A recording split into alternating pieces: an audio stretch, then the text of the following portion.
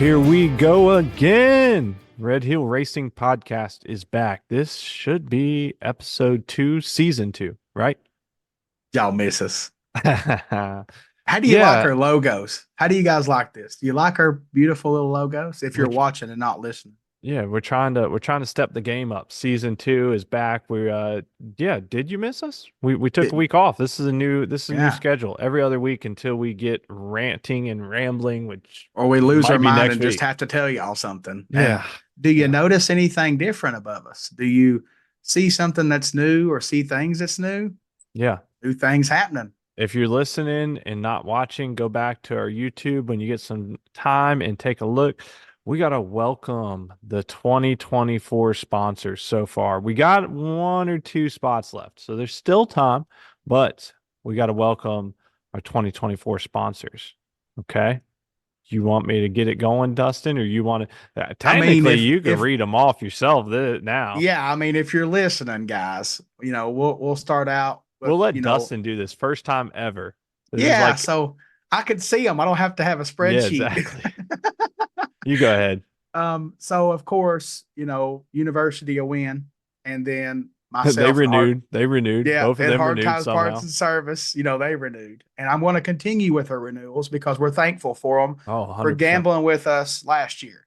So we have Penske Racing Shocks, MPS, we have MTC Engineering, Worldwide Bearings, Snitz Racing.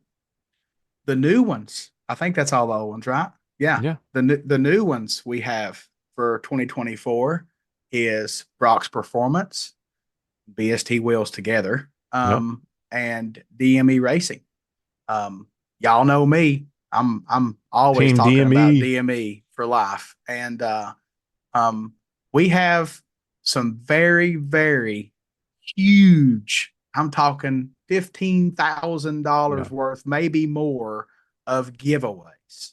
Now, what does that mean? Yeah. So, as That means Dustin there's going to just be some alluded to, yeah, changes. there's some changes coming. But it's for the better, we think. Before So, you go on, I go do want to ahead. make sure people know that in this day and time, and you'll learn more about this in a little bit, um, it's easier for a business to give product, correct? Than they can just shell out cash, right? We're not looking for a lot, but we got a huge offering of product. So we're going to help you all out. And there's going to be probably over $15,000 of things to give away. Yeah. Now, Ben can continue on with the, hey, new year, new me. Yeah, right. So yeah, basically give it probably next episode, but here in the next 2 to 4 weeks, we are going to announce our what we would call our new subscription program. So we're finalizing the details, so don't panic, but uh as Dustin alluded to, I mean, we have welcomed back some amazing sponsors from our first season. We've welcomed some new sponsors, and we're not done. There, like we said, there's basically 1 or 2 more that we're probably going to bring on. We're not going to overload it, but anyhow, long story short, we've already gathered about $13,000 in giveaways. Okay. And last year was phenomenal. We had a bunch of great giveaways. We had pretty much almost every other episode or every episode gift certificates to MPS, Schnitz Racing, and MTC. So those were great. Then we had carbon fiber tank shell from BMF. We had the frame short neck from Kevin Manchester, Manchester Mines. Um, Energy coil Val, he provided a $700 set of But ignition coils. did you mention And the shock? oh, I'm getting there. I'm getting Oh, there. okay. And then Penske Racing shocks. The Ah, last thing we did was give away a shock. So we had some great giveaways last year. We were ecstatic. We thank everybody that supported us with their subscriptions and their $1 to $10 donations, whatever it was. It was cool to reward those members because it really did help. It helped just pay the subscription costs of the software and blah blah blah blah blah. But we have gathered so many amazing giveaways already, and we're not even going to tease you on them because they're freaking great. By the way, not safe for work because I wanted to say they're amazing. also. Quit pointing at stuff. Shoo, I'm trying to hit you through the screen. Stop. Anyways, Oh, we wait, right got here's one. such we got such good giveaways. that we 100% had to change how we're doing. So we're pretty set in it, and we'll give you a little bit of detail. We're probably gonna ditch the original subscription program, but there will be a limited, and we're serious, it'll be a limited cap number of subscriptions available at obviously a much higher price than $1. But the reason is that one, you're going to get a one of a kind t-shirt that has, the Red Hill Racing logo and whatever else we come up with and our sponsor logos. You're going to get a koozie because I mean Darnell likes to party and you got to have a nice Red Hill Racing koozie and probably some other stuff with your sign up of the subscription. But why you're really going to sign up for this subscription is because you will be one of the select few that gets entered in all these giveaways. And like we said, we estimate it'll probably be around $15,000 in giveaways when it's said and done. So just stay tuned. You can If always listen for free. We yeah, this yeah, this is a free listening deal. We just accepted subscriptions to help us, you know. yeah. So now we have really awesome stuff that I mean I'm busting at the seam to tell you, but it needs to wait. And there's really cool things happening, and we got to make sure that we get something because we're not going to have the subscriptions. So we got to okay, we're going to give them a bundle. So you're actually buying merch and cool stuff, and then you're just going to get in for free, Yeah. basically. So stay tuned for that. That's coming up soon. We'll do a big hoo-ha and announce that, and then we'll let you know all the prizes that are going to be available to win. It'll basically be, we'll kick it off by giving thanks to all our current slash old subscribers when we, kind of turn that off. So there'll be some giveaways to the um the OGs, and then y'all better be at your computers and sign up because, like we said, there's going to be limited spots, and you don't want to miss out. I think it's I going to think it feel is really too. fast, and I mean, I hope so, just because it's what it's going to take for Yeah. us to for this to work, you know. Well, But that and what it's going to do is it's going to allow us to do so much more. And Dustin and I have some cool ideas and thoughts that we're gonna make them happen this year. So there's going to be some can I tease extra that? content. Yeah, go Yeah. ahead, tell them a little bit. So it's not guaranteed, but myself and Ben, we talk all the time. We've talked about all these awesome people that support us, of me and him traveling there and doing like a tour so you guys can see, you know, these awesome places, and you know, just like little interviews and maybe do a podcast there. Yeah. Um, we're we want to get you more information. We want to give you information of the awesome people that support the podcast and us and drag racing and everything we do and we all love. So we have big plans. We're going to give it all we got to try. Yes, we're just two men. We're going to do the best we can. We're both busy. Ben's probably busier than me. I'm still really busy. There's a lot of things happening, I'm but a one-legged man in an ass-kicking contest right now, but I yeah, refuse to quit, and we are going to kick some ass with that one leg. yeah. So yeah, stay tuned. As Dustin said though, like we really are going to do some cool shit this year. And it's going to be a lot more content and different content too. Dustin and I are going to be doing some garage content here soon. It might not be groundbreaking or earth-shattering, but it'll just be some inside look, and hopefully we all can take something from it. But Maybe I'll fall down the garage and give every somebody laugh about something. yeah, Who live, knows? live, Yeah, yeah, yeah. I exactly. mean, things happen, right? We're all human.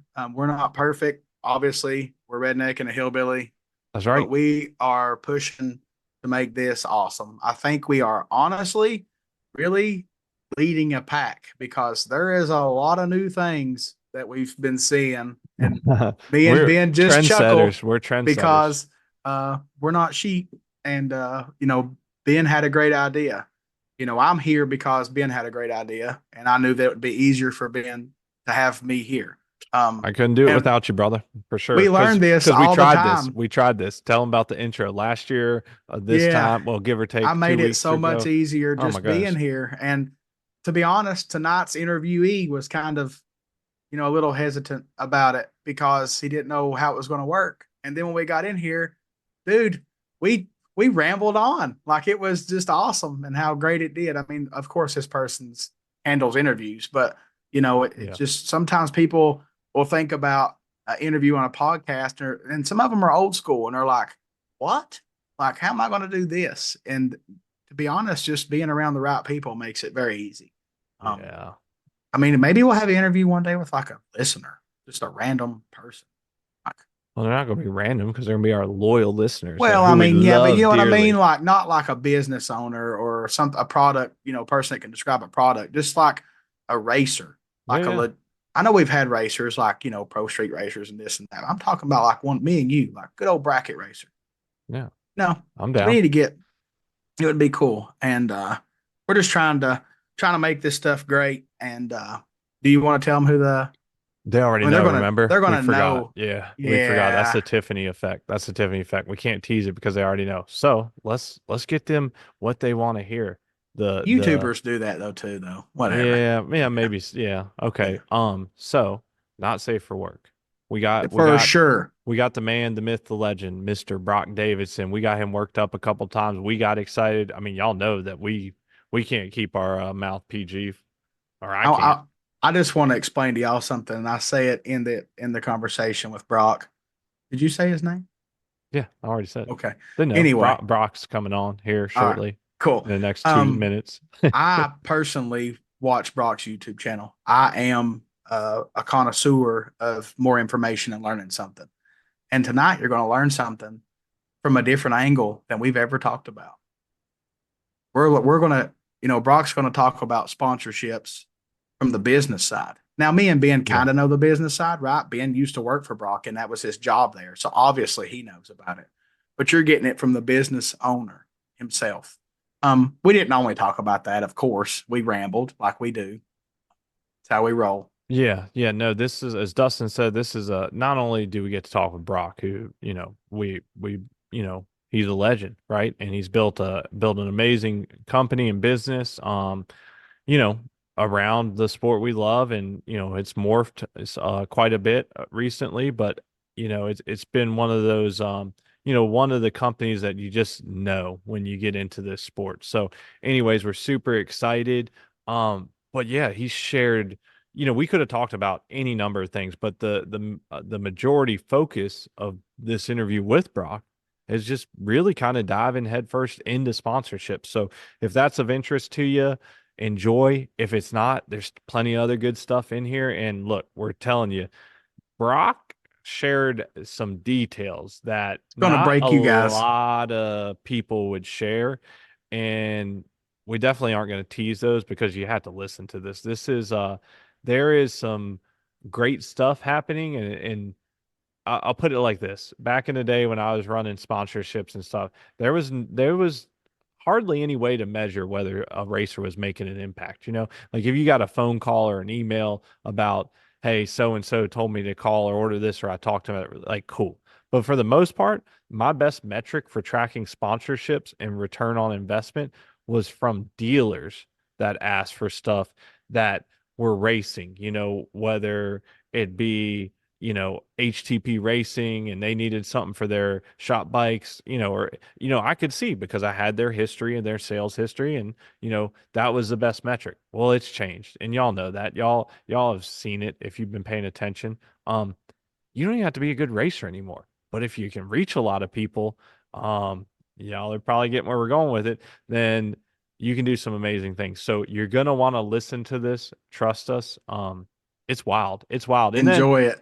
I and mean, in I'm still kind of between, like, yeah, whoa. yeah, I mean, Dustin was I kind of knew, but Dustin was in shock for sure. We I was shocked just like Dustin. y'all. When this Yeah. news come to me, I was like, and I Yeah. was the lucky one that got to read it. And I had to like Uh-huh. read it in my head before I said it, like, am I seeing that right? It's awesome. Like It this was was a really good shocking. show. Yeah, it's awesome. And like we said, there's other stuff in there. I mean, aside from that, my favorite is the ending because we asked Brock some basically what his favorite products he's ever thought of and designed were. And that was pretty cool. That was probably a solid 15, 20 minutes there describing And two different products that really changed his company. and being a YouTube listener, I knew those two items because he's talked about it. Like if people would, I mean, Yeah, I was yeah. informed from him. Like if you guys haven't, I said it in the recording too. check out Brock Performance's YouTube channel. You'll learn something. He spends a lot of money, as we talked about in the episode here. Yeah, there's all Um, kinds of mind-bending info in yeah, this. spends a lot of money to even put up a YouTube video because people's got to get paid, and nothing's free. So Yeah. watch it. All right. One more time, we got to shout out these new sponsors You and got it this some of time. our renewals. So, of course, we got University of Wind, Hard Times Parts and Service, Schnitz Racing, MTC Engineering, Penske Racing Shocks, MPS Racing, Worldwide Bearings, BST Wheels, Brock's Performance, DME Racing. And we, like we said, we got one or two that are close to closing. And if you really, really need to be on the show as a sponsor, reach out to us. And we'll see if we can make it work. All right. Without farther ado, we got the man, the myth, the legend, the first man into the sevens on a street bike, right? Santa Claus. Oh no, never mind. Oh, right. Did I You'll say that you'll see right? what I'm talking. Yeah, But he was. yeah. Yeah, And he also 1998. blew his hand off. Remember that when he lost Oh his yeah, hand? that's Yeah. what the internet said. So it has to Yeah. be true. Well, I believe it. I think Yeah, it grew back. That's like an iguana's tail, right? yeah, All right, yeah. y'all. Enjoy this one. It was It's awesome. awesome. Yep. All right. See See y'all. y'all. All right, here he is. Welcome to Red Hill Racing Podcast. We have the esteemed Brock Davidson joining me and Dustin tonight. How you doing, Brock? I'm good, but you all got to get used to my wintertime look here in Ohio. It's cold, Got to and stay warm. there'll be people going, "Well, who the hell? Who? I've seen all his videos. He doesn't look like that. What the hell's going on?" So, real quick, funny story. Not going into all the details, but obviously, I stopped by and seen Mr. Brock last week. I was traveling through, and I met him in the beautiful Rhonda for dinner, and somehow, some way, I ended up at the wrong restaurant at first. There's a couple of them, and I went to the wrong one, and they're like, we're at the the high top bar." So I'm walking in, and I seen a bald guy, and but then I seen gray, and I was like, oh, that's not him. So I walked around. Anyways, I was at the wrong place. But then when I got to the right place, I'm like, holy crap, that beard is gray. I've never seen that before, so I had to get Brock used to it too. Brock said it's hunting season. He got to stay warm. There you go. There you Yeah. go. Yeah, for sure. So we're very lucky to get some of your time. We know how valuable your time is, and we appreciate you joining up for the podcast tonight. And just looking forward to getting into some topics with you. I know you got some stuff top of mind that you wanted to discuss. So I mean, if you just want to dive right into it, we can get down and dirty. Well, thanks for having me, Ben. Dustin, I've it's very rare that I can find the time to do this, but you happen to catch me in a really good time. We don't really have an off season anymore, but we're getting organized and we're to the point where um, my staff takes care of so much now that I've got a little freedom to do things like this and try and enjoy life a little bit, have some fun. So appreciate you having me. And when we were talking over dinner, you had mentioned, hey, what do you want to talk about? And I Yeah, know yeah. you had touched on, I said, well, what about sponsorship? And you said, well, and you had just done a something. Was it with Rodney or what was it? Who was it that you were talking about? Do you even need sponsorship? I didn't get it. I didn't catch that episode.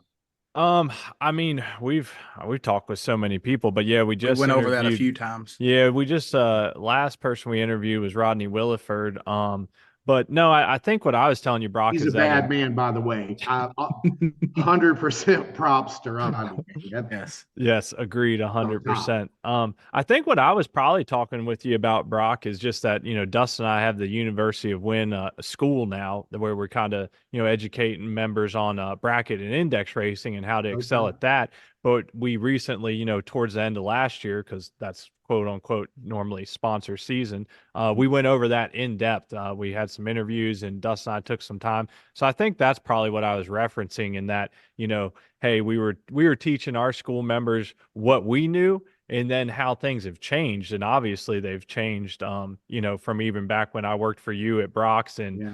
yeah, it's a totally different world from back then, and honestly, Yeah, we're all getting a little old, and I got plenty of gray over here too. But I mean, it doesn't seem like it was that long ago. But man, as technology, I guess, gets better and things change, it changes quick. It's changing rapidly, and the way, from a and I'm only going to speak from a Brock's Performance standpoint. We'll Sure. try a little bit of general stuff, but as far as Brock's Performance is concerned, the way we decide who we're going to sponsor, the level of that sponsorship, do we continue the sponsorship season after season? It all comes together now in an entirely different manner than it did even 5 years ago. So that's Right. some of the stuff I wanted to touch on, And, if you guys have talked about sponsorship, the real question is, do you need it? And if Right. you think you do, what do you do?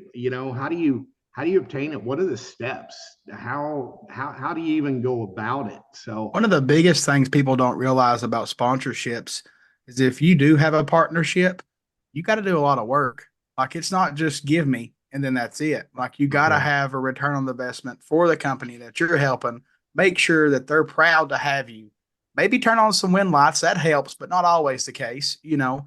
But they don't realize how much work it is and keeping up with Dustin, all you're that stuff. you're absolutely right. And what I tried to do, just to try and keep it sort of simple, because we could probably go on all evening about this, Yeah.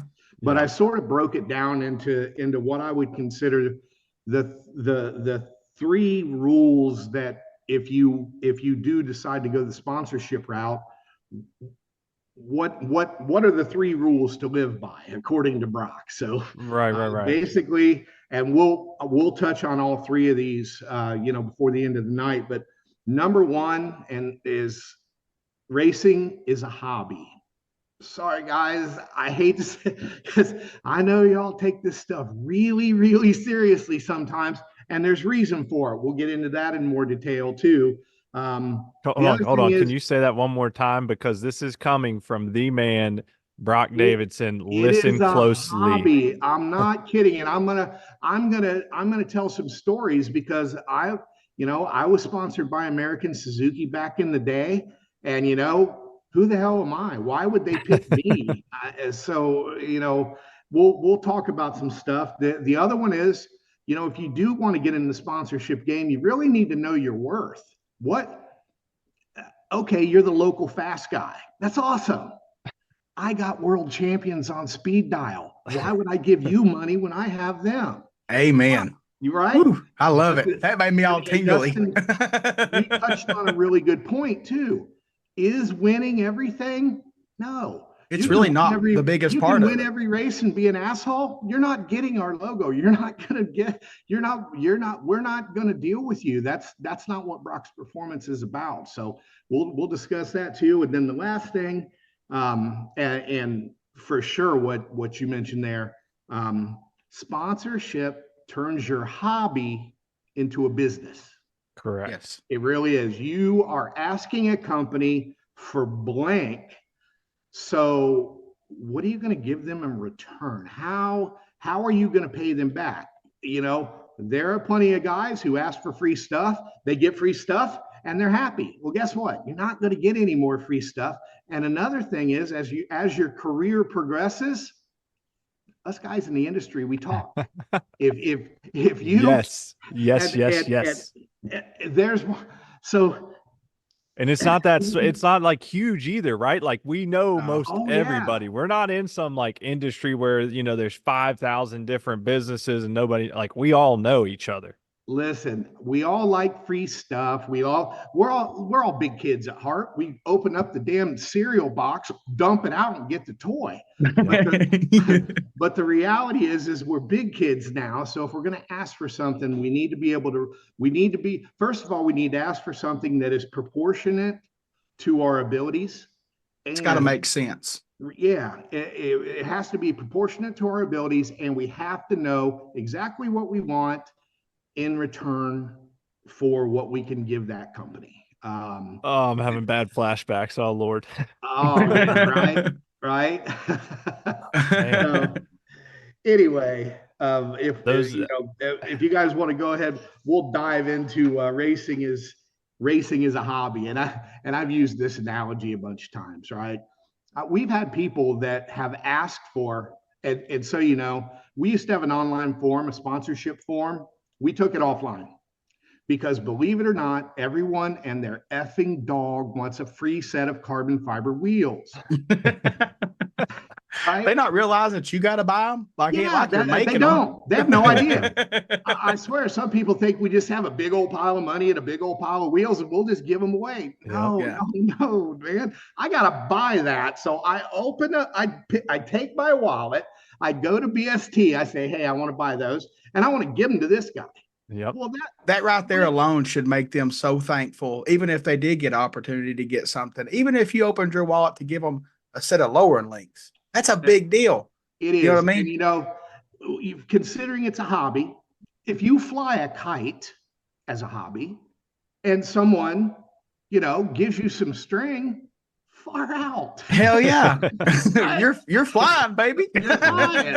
And you didn't have to buy for it. Now, you may need to put a big B on a blue Right. B on the kite Yeah. if we send you the string, but it's All right. You're making tit for kites. tat. You're selling kites next week. We're going to have Brock's kites to fly. All the kids will have them.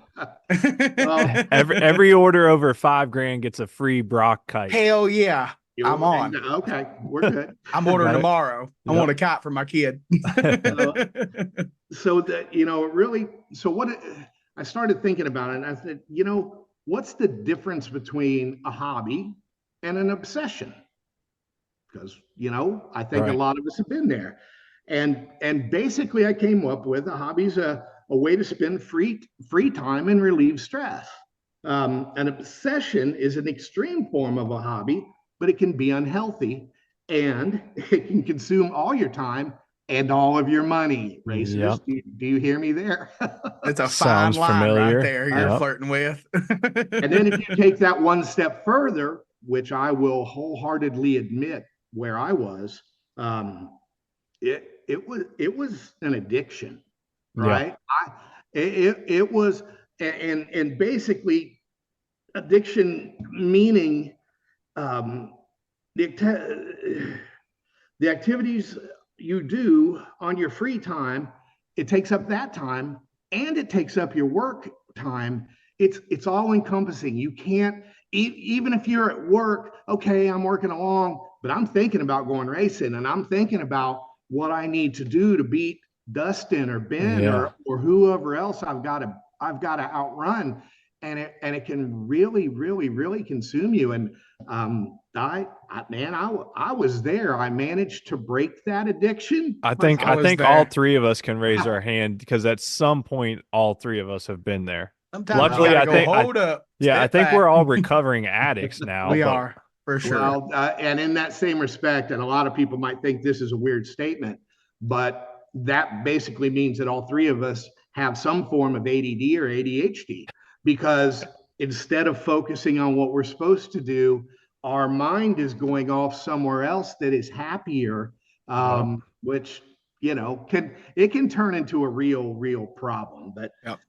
sort of like video games, some people, they can play a video game, they're good, they're done, they shut it off and they go do their day. Some people can't set that damn controller down. Some people won't leave the front of their TV. So Yeah, you they gotta get that new figure out game where and they're you are. hooked. Yep, So, for sure. when it comes to being a hobby, in 1998, I got sponsored by American Suzuki. It was called Team Suzuki Sports, and I had people at Brock, how'd you get sponsored by Suzuki? You know my answer? I asked them. Right? And back then, would companies hunt you down to be someone that they want to shower you with gifts and money? It was rare, but it did happen. These days, believe it or not, we do it more than we ever have, but we do it for a different reason, which I'll get to later. Yeah. But one of the things that my boss at Suzuki told me, he said, Brock, he said, there's no money in racing, but there is money in selling products as a result of your racing. And he said, we want you to go out, be a good person. When you're wearing that Suzuki jersey, you have got the microscope on you. You be a good person and try to win races or set records or do something that we can brag on you about, because that's why we have you doing this, because you're doing it on our motorcycles. So that helps us get a return on our investment for what we're helping you with. And that really stuck with me, because at the time I didn't have Brock's Performance. It didn't. Right. I mean, I had it. It was in my garage, and in my. But I love those stories. I had a full-time job, and I just couldn't do Brock's Performance. And he even told me, he said, "Listen, Brock," he said, "you're just Brock." He said, "You need to think about building a business around your talents." And he was absolutely right. And I don't want to go off in a history. That was the best thing you ever heard in your whole life, right there. It really was. Because when I got into the sevens before everybody else, which was a really big deal at the time, there were a lot of us trying to do it, and a lot of big names and a lot of guys who were much better financed than I was, much better riders than I was, far better racers than I'm not a good racer. I could ride, I could go fast, but I snatched defeat from the jaws of victory more times than anybody else I knew. They just wasn't as hungry. You wanted when it. When I got into the sevens, well, all of a sudden it was like a light switch went off. My phone started ringing because people went, "Wow, you must know what you're doing. What do you make for my bike?" I said, "Nothing, but what do you want? I can do anything." And I believe that. I meant that. And that was truly the beginning of Brock's Performance, and got me out of my main job and really starting to focus on Brock's Performance so I could benefit from those results. And it has helped me to this day. That's exactly what everybody listening to this is going to want to hear. I think entrepreneur is a big word these days. There's a lot of them. Honestly, I think we might have too many because we need workers like regular ones. But not wrong there either. Yeah, I mean, FedEx could need some drivers or whatever. But I really, that was this whole story of how it happens. That's how it happens. You got the passion, the want. You're working for the man, and finally you put it all in one boat, your boat, and you do everything you can to keep it from sinking.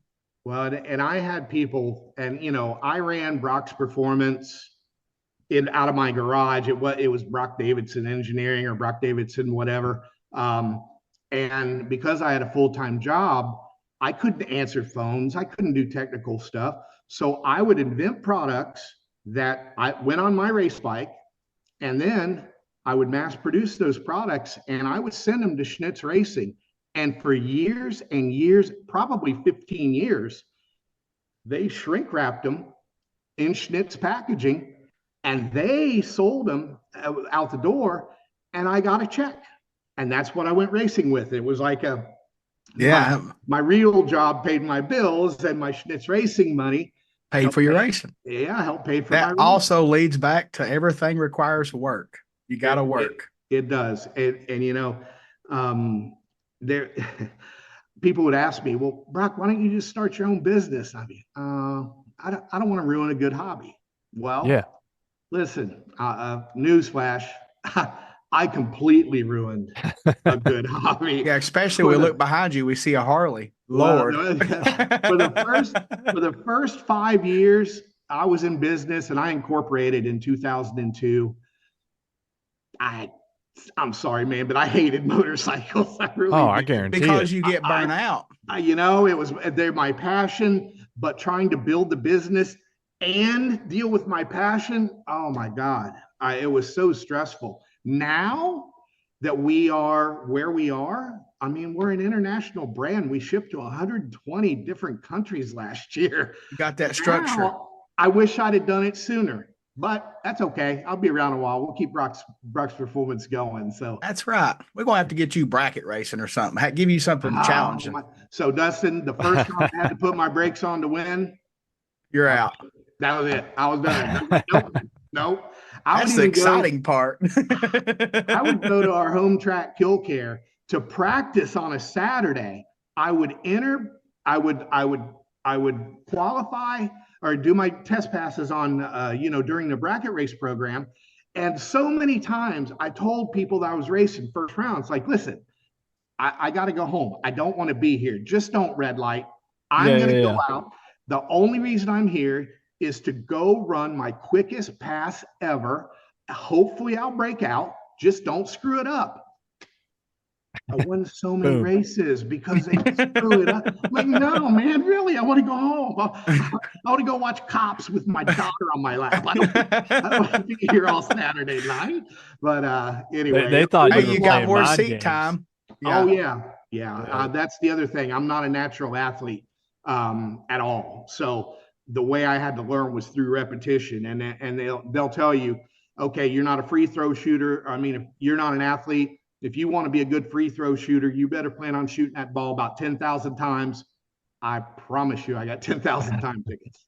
Well, that's the thing. Like repetition and determination, you can be anything you want to be as long as you want it. You gotta want That's it. it. And the biggest thing for me, Dustin, I would get so serious, man, the veins popping out of my head. And I just, like I said, I'd managed to figure out ways to lose until one day, my crew chief, Mark Hulsman, unfortunately, he passed away quite a while ago. But he's like, Brock, he says, when we're at Kill Care, you got a smile on your face. You're laughing. You're having fun. He says, when we're come here, you're serious as a heart attack. He's like, have some fun. Yeah. That's our number one rule here is have fun. As soon as he told me that, I went from looking over in the other lane and going, I'm going to beat you as hard as I can. You're in big trouble. You're big. I went, ha! If you only knew the ass whooping you were fixing to take. He sounded like Boo Brown. Yeah. Well, so if you guys don't mind, we'll slip into know your worth, right? Yeah. And what I mean by that is, all right, so you think you're fast, local hero, okay, that's great. But is that going to be enough for me to open up my wallet and buy you something? And it also boils down to, are you a good rider? Are you a good racer? And there's a big difference there. There are some guys that are super, super fast, man. And you look at them, wow, how did they go that fast? But when the pressure's on, they lose. They find a way to lose. That was me.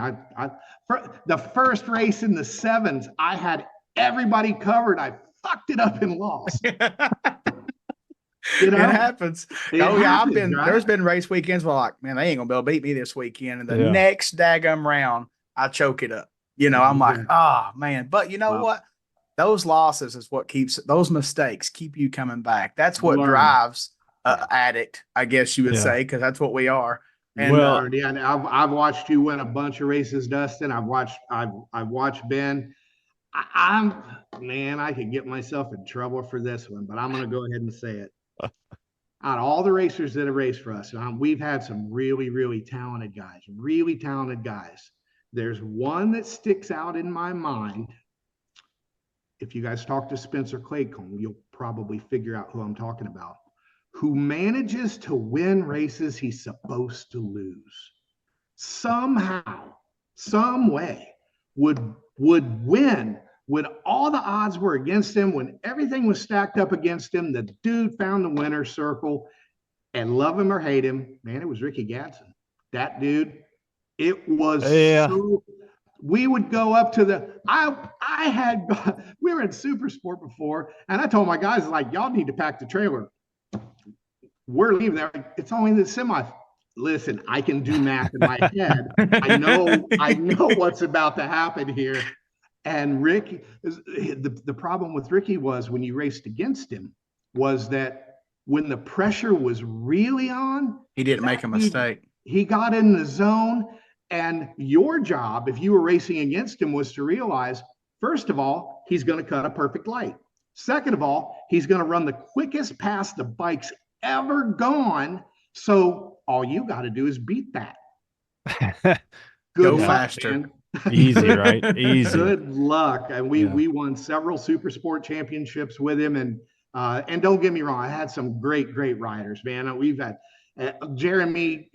How do you say anything negative about Jeremy or Keith Dennis or all these guys that are Richard Gatson, guys that are really good. Oh But yeah. when the chips were down, I got to give Ricky his props. He really did a great job. And That's I don't also know a how beautiful thing about racing is anything can always happen. Like there's it, always a chance. Like no well, matter yeah, what. right. That's why we race. Otherwise, Yeah. Yeah. everybody would know the fastest Yeah. guy wins, and let's go home. And Yeah. that's not how it works. But it was really something. So Well, you that you'd also touched on something a few times already that, Dustin and I know, and but I don't think a lot of people realize this is like you said, there's racers and there's riders, and there's Mhm. very few that are both. Like Right. I'm a racer. I'm not a great rider, as you reminded me at dinner, hey, yeah, which I'd let's forgot talk about about my that. BMW bodywork bin. Yeah. Christine totally forgot that. I done purged that one out of my brain, and Brock brought that up last weekend. But anyways, and I don't think people even, not a lot of people realize that or discern the two, but very few are both. That's for Right. damn sure. I know I one thing. can do those two, but I'm physically handicapped. I'm fat. I will back Dustin up that he is obviously a great racer and is surprisingly, because everybody just looks at him and they're like, oh, he's a big guy, but he is a really good rider too. Whereas I'm a what I tried to say, I was an average rider, and you gave me that look last week, so maybe a slight below average rider.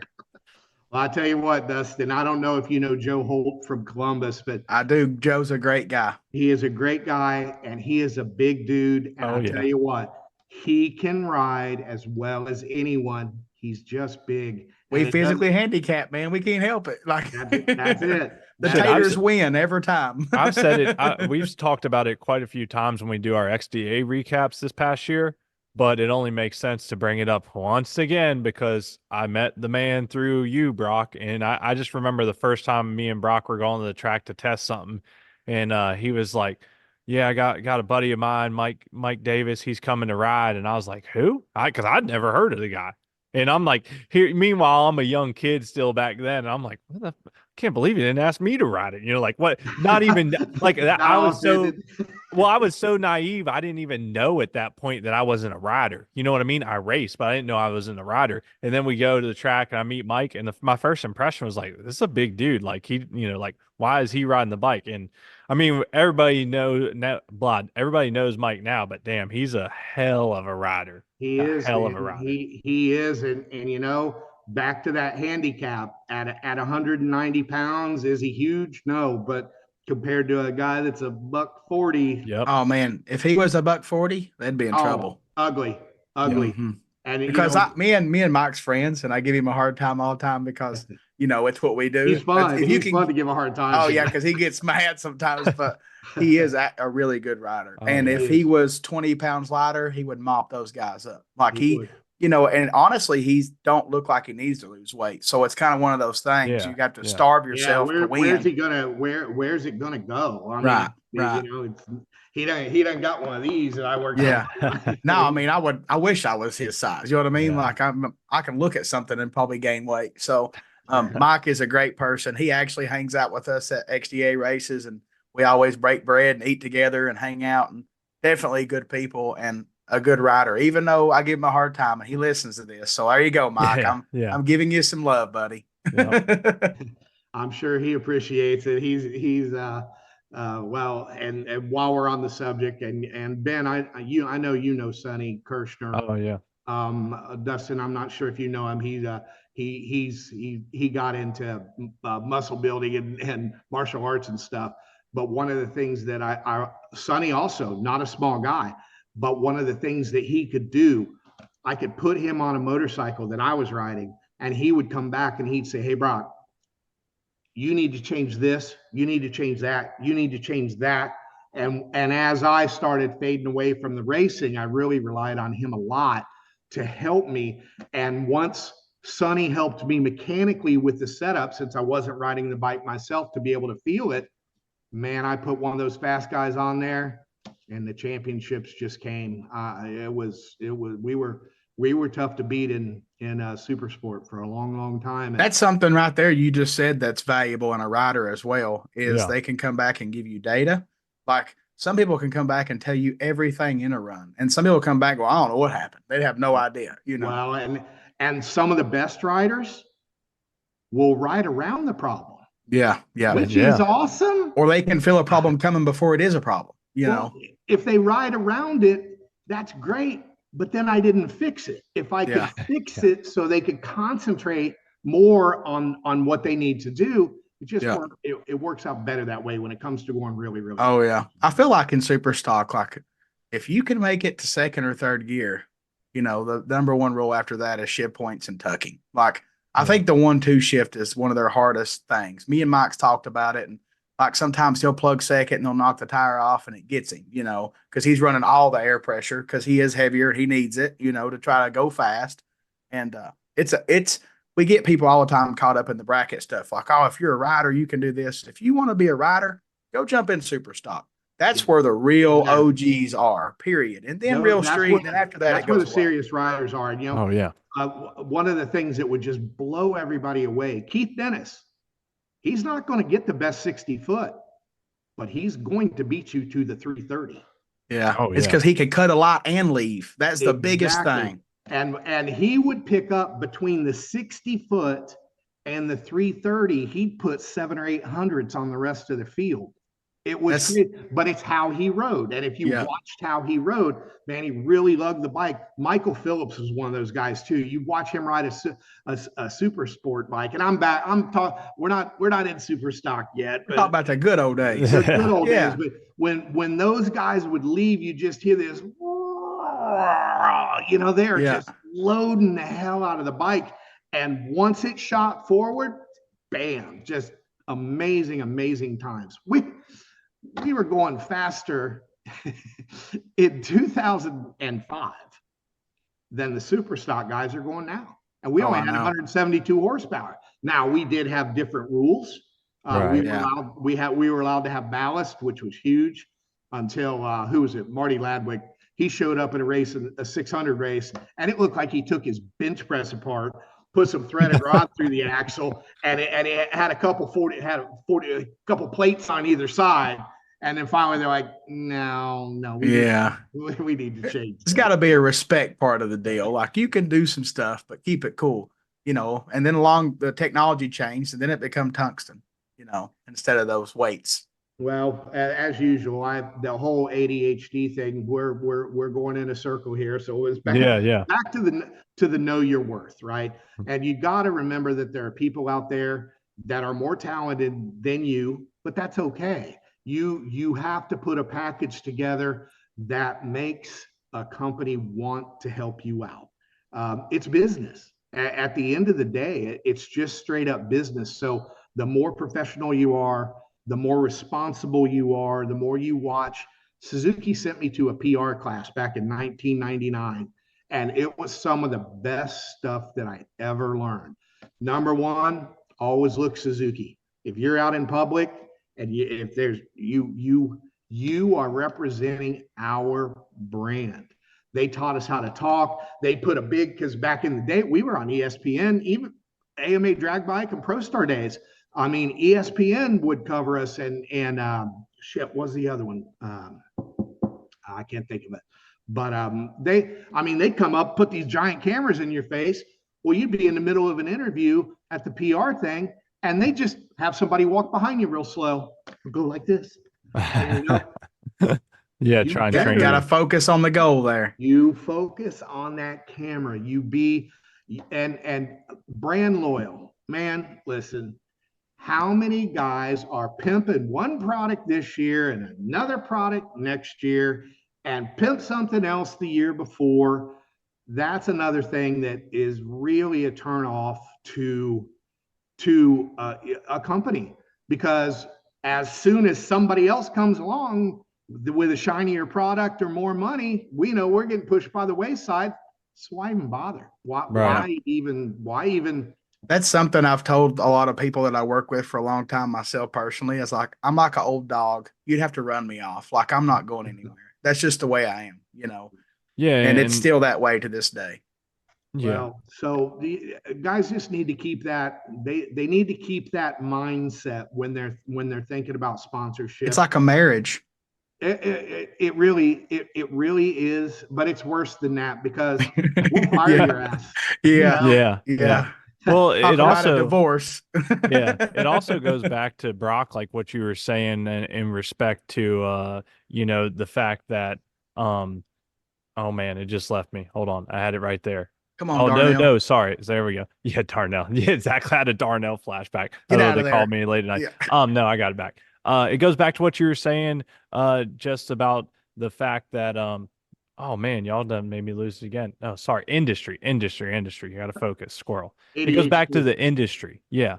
It's such a small industry that Yeah. like what you're talking about is like if somebody's jumping year to year, like we know that. And that's one of the ways we know. Sorry, that took way too long Well, to get out. I had a flashback from last week. and what a lot of racers don't realize is there's a bit of a hit list. There are some Yeah. companies in the industry. If you screw them, if you steal a product, if you say, "Oh no, that was taken off my porch," guess what? We know it. The rest of the people in the industry know it, and you get put on that.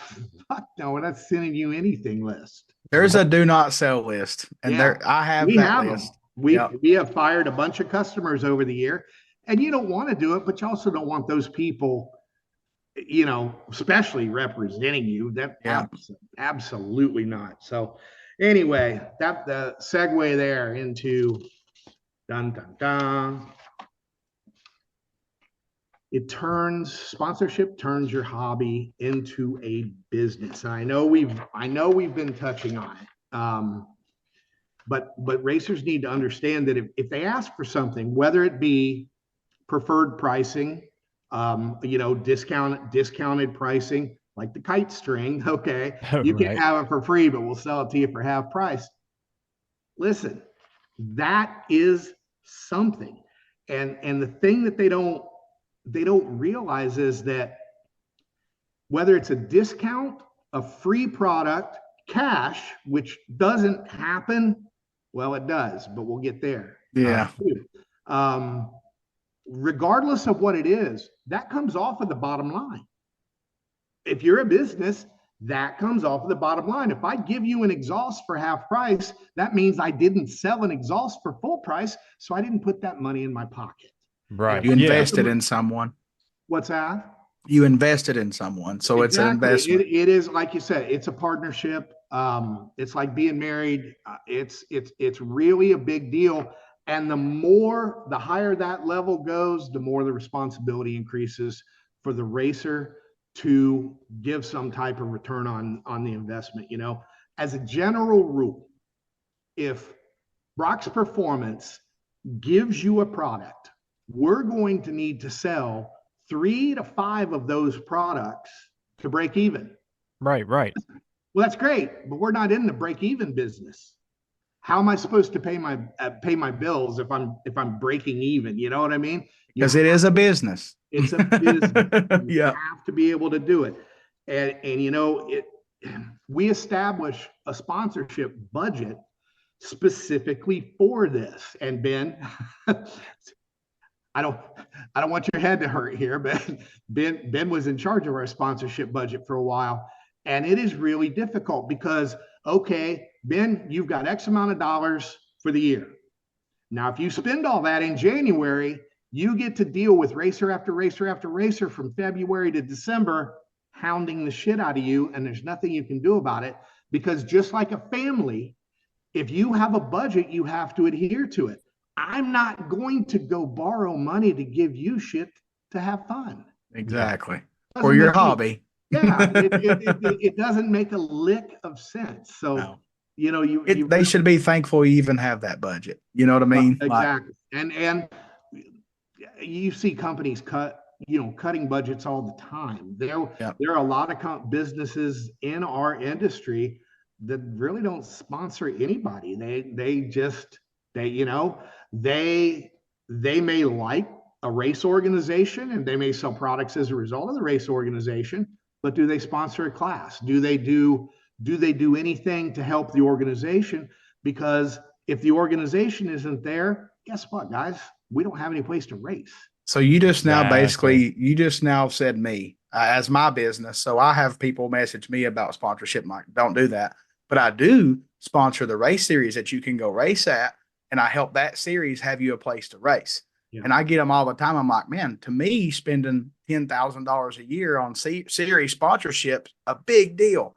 So I'm super proud that I can do that. And I hope they are too. And they are, most of them, but there's still some that wants more. You know how that They is. don't, But they do they even get it?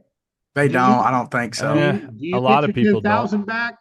Hell no, No. I do not. There's no way. Like some Yeah. series, you have to do it to sell stuff there. Yeah. There's no way I profit what I pay them in a Right. year. There's no way. But I feel like I'm helping the sport because the sport's what helps me, right? So you have to do the full circle deal always. It's your passion. I'm the same way.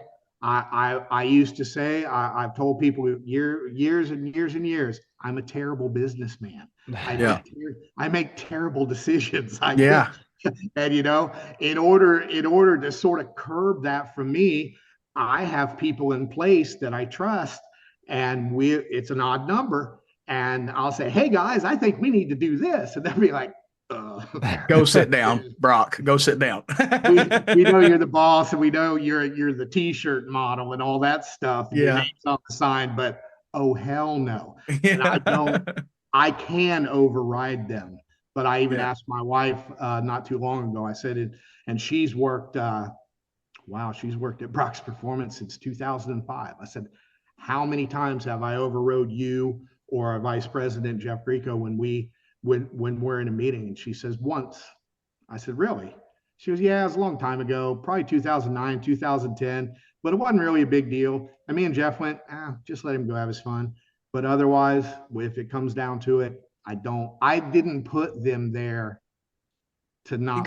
You gotta trust your team. It becomes a family. You know what I mean? Like you're putting your life in their hands, and you hope they do a good job, and you trust them.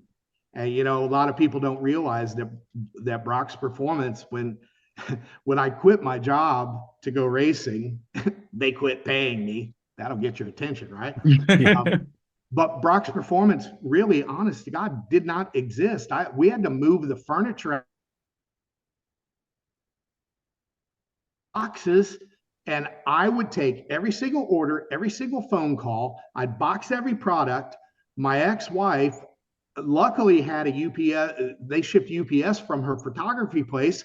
I would bring every package to the photography place and ship them out. And that's the way I did business for the first 2 or 3 years. Don't you love America? That's what that screams. It really is. And like I said, now, I mean, we've got 15 employees, but we're really, really efficient in what we do. Man, you are. We've got this is our second location. I got a 1,600 square foot office now. It's beautiful. And looks like more toys to me. Nobody even knows where this place is. We haven't told anybody. I haven't really told anybody it exists. You guys are the first. Well, I did a podcast for a gentleman in the Harley industry 2 weeks ago, and that was the first time anybody had even seen this place. But we grew to the point where we needed we didn't have enough room to put asses in seats. And so we have another location, and we are 100% internet mail order. So something that you were talking about was being efficient at Brock's Performance. And I brag on your computer system for orders and the availability of parts to everyone. My wife works at a restaurant supply company. They have a warehouse. I'm like, you need to watch this video that you put on YouTube about your system. I'm like, it's amazing. They need that. Like, it's awesome. And you know what that started with? When and our vice president, he's the smartest man, one of the smartest men I've ever met. It's unbelievable. He works at Brock's Performance. He really is. But he's like, okay, what do you want to do? What do you want to do here? How do we want to set this up? And I said, well, and at the time we were 80% dealer, now 90% dealer. We didn't even have 10% retail. I said, our customers, our dealers only care about two things. Do you have it? And what's my cost? That's all they care about. So you got to know it. As you know, you get on brocksperformance.com, and I'm not pimping our our place or anything, but Yeah. the inventory is real time. If it says we've got one, nobody questions if we got one. Nobody opens the back door. Hey man, that's still on the shelf. Like We your got video that you did, like if you go rob something off the shelf for a bike you're working on, you have to check it out. Like I love that whole video. See, I watched the Oh, channel. yeah. I'm just saying, like, man, I'm telling you, you cannot believe the ass chewings that I've got from my rock. Yeah. Customer was waiting on that for 6 months. We had a problem with his order. We're going to ship it together, and you stole it, and there's no more. Yeah. Oh man, let me call him. I feel terrible. I don't want to do that to my customers. So now, for real, I have to. I do know how to place my own order now. So generally, they're like, no, you just tell me what you want. They write it down. They place the order. They take it out of inventory. Yep. They bring it to me.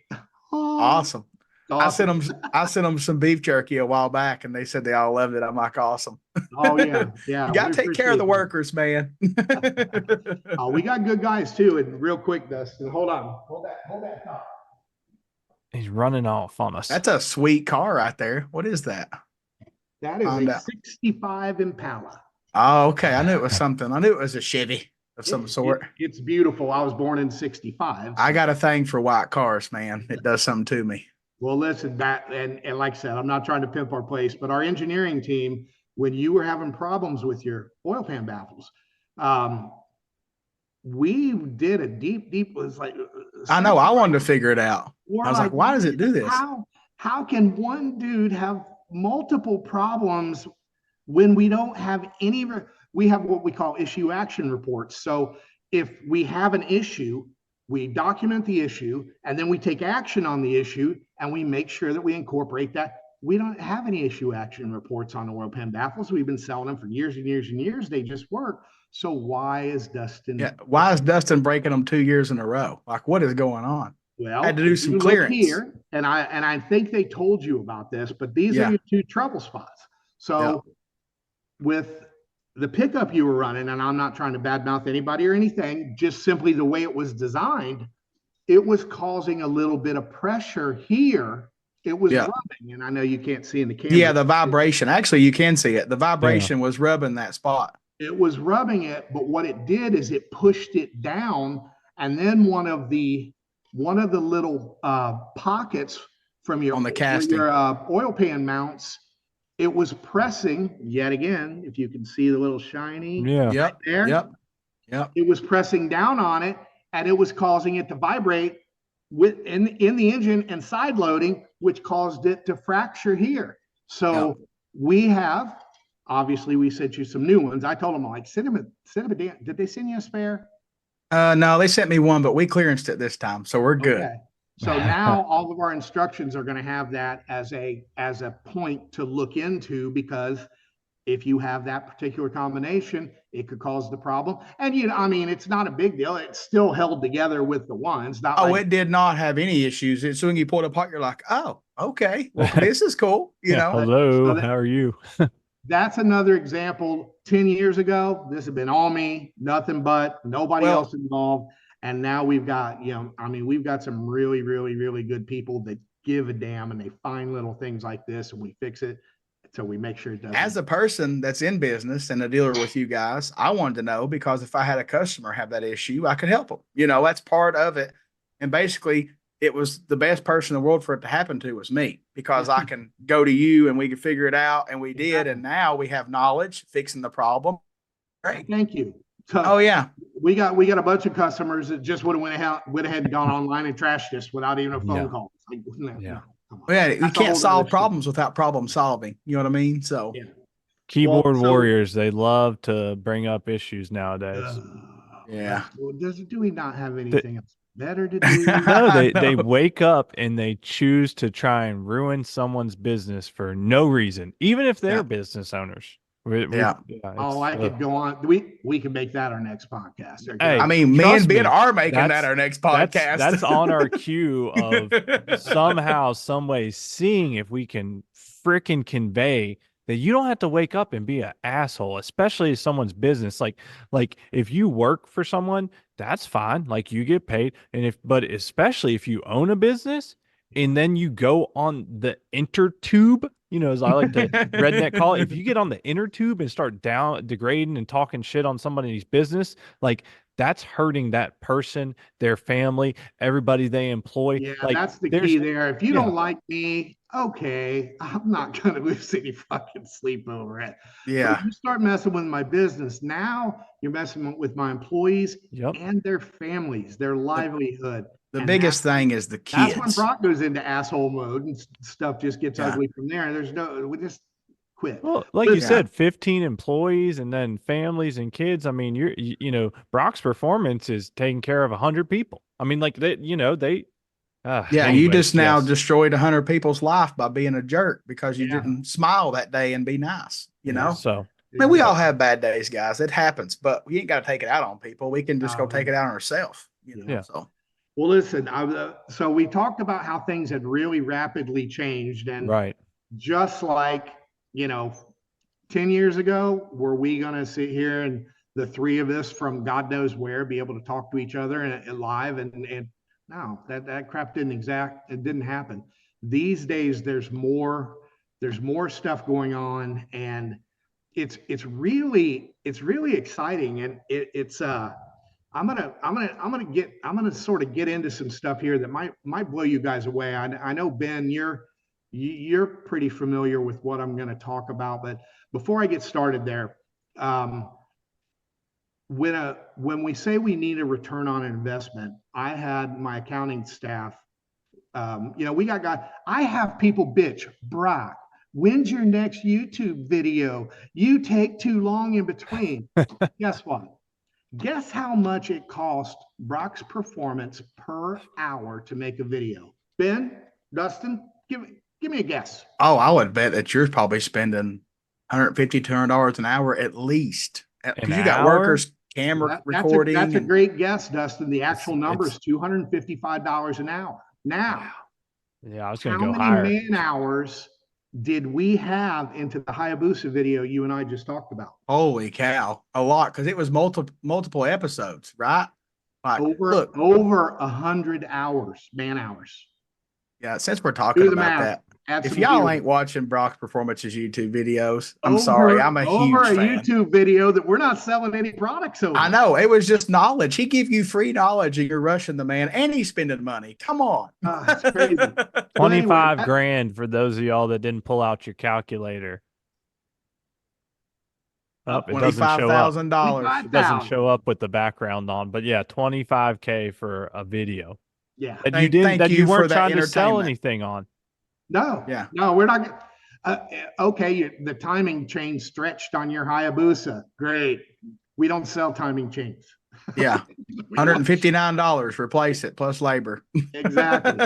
So that brings us back to that's why it's really important for Brock's Performance to get a return on their investment from racers. If we're going to sponsor you, man, we have to make profits so we can pay our people to do the stuff that you like to do. So these days, and this is critical, if there's one thing that you guys take from this video, and you guys, I mean your listeners and Ben and Dustin, you have already figured it out with this, is you must have a social presence. The days of being the fast guy at your local track and telling somebody about a product while you're waiting in line. Okay, do you sell something? Yeah. Well, that's where you start getting into conversion rates. All right. These days, most businesses are looking at a 2 to 4% conversion rate, which means you're only going to get 1 or 2 sales out of 100 people. Yeah. Right? 2 to 4. It's crazy. So the more people that you can interact with, whether it be Instagram, YouTube, podcast, Pinterest, TikTok, it doesn't matter. The bigger base you have, the more opportunity you have to be able to generate a following that is going to buy a product. Now, how do we know that? Back in the day, we didn't. No, but now you got data. Oh, lots of data. Yeah. Today is a wonderful time because, Ben, back when you were doing sponsorship, how hard was it for you to set a budget? Oh, it was incredibly difficult. I remember him bitching about it. How are you How going to hard it know? was. How are you going to know if you give away 25,000 and are you going to make 100? Are you going to make 125? Right, right. That was the hardest part back then is what you're trying to convey, Brock, is that we didn't always know. The best metric I feel like we had when I was doing it, and you know this, is that when a dealer would come to us and a dealer who happened to race and they'd be like, "Hey, we need so and so." And then we could pull up their account and be like, "Well, you only did this much this year, so if you get this, you damn well better do this much next year." And that was the only That was good it. metric we had, right? There really wasn't anything else. Of course, are they a good person? We sponsored a lot of really Right. cool, really good dudes over the years, and that we definitely still look at that. But what if I told you that I don't get any hassles from accounting anymore? Yeah, I believe it because I'm privy to know some of what you're gonna All probably right. discuss. So, but So hopefully, well, actually, it's not hopefully. This is going to be mind blowing for a lot of listeners. I, Mind I, I blowing. I think it will be because it's something that goes on every day, all the time. Um, and they have no idea it's even happening. So, just a little backstory. What we're talking about here is called an affiliate program. So, what's an affiliate program? Guess who came up with it? You're right, Jeff Bezos, Amazon. And basically, back in the mid 90s, he started a program where, and they were basically just a bookstore back then. Right, He right. started a program and that said, okay, if you like this book, tell your friend. And if your friend buys this book, we will credit your account and you can buy more books or you can cash it out for money. And that's what got it going. And now, as the internet has gotten so much better, I mean, really, seriously, think about the old fax machines in the day. Our internet today is not what it used to be. You can really send a tremendous amount of information in a short period of time, but that allows things to work in real time that are going on that a lot of people don't know about. So, once again, I'm just going to talk about our Brock's Performance affiliate program because that's what I'm most familiar with. So, what is an affiliate program with Brock's? Basically, what we will do, step one, you want sponsorship. Okay, that's great. No problem. But you have to join this program because that way we can watch and monitor, are you actually trying to sell our products or are you just putting the product or money or whatever in your pocket and not giving a damn about us? So we set you up with this affiliate program first. And what that does, it gives you your own affiliate link. So if you're looking, and I'm going to use, and I know you guys know him, and I got permission from Chris to do this, but Chris Moore is our poster child for this program. And Right. I told him, I said, Chris, I want to talk about you. And I said, if you don't mind, I'm going to talk real numbers. He's like, do it. I don't got anything to hide. And like, I don't think any of We've us had are, Chris on the show. Yeah. but So, I don't think any Oh, of us are surprised by that answer either. Like, well, no, he was the first one to suggest that we get an affiliates program because I was worried. I was studying SEO. I wanted what's a Brox? Man, I wanted that question answered, and I wanted to be able to tell people what Brox is. Well, in order to do that, you really have to get your shit together, get your presence. I learned about search engine optimization. I learned about a bunch of different stuff. Chris suggested affiliate program. I looked into it, and he was actually our very first affiliate other than myself where I ran some tests, right, right, But anyway, so he'll say in his videos, hey, if you like this Brock's Performance blank, click the link below and check it out. Well, when you click that link, that's his link, that's Chris's link. So now through the wonderful modern interweb, the data. you come to our site and it watches what you do. And if you place something in your cart and you buy it, Chris gets a 3% commission. What did Chris do?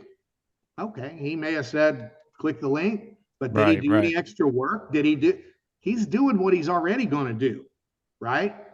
So he gets a 3% 3% commission there. And generally, that's how we start out new racers. Here's your link. And if we see that that link is actually getting hit, we know you're doing your job. Well, Yep. then we'll go ahead and bust you up another level. We'll give you your own coupon code. So now Chris will say, click the link below and use more Mafia 5 to get 5% off of your order. Now, Dustin, as a dealer, you don't want us giving out a bunch of discounts and shit.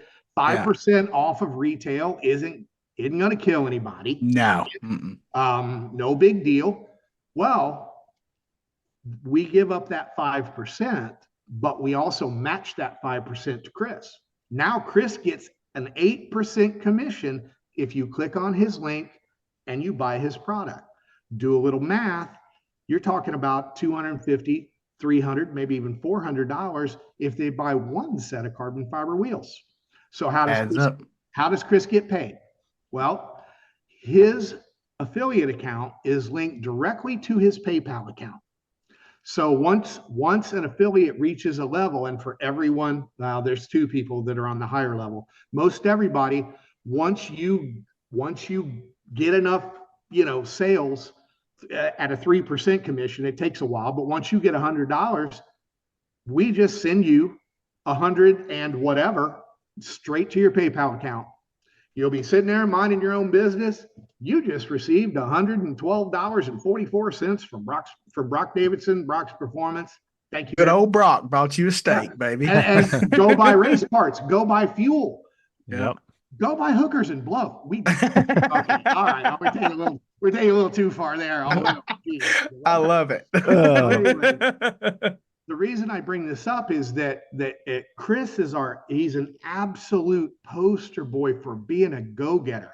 And if he's been on your show, Oh yeah. He is a racer. He is driven. All he cares about winning, but most of all, he understands business. That's what I was going to say. He's intelligent. He knows what he's doing. He does. And Chris is one of our dealers.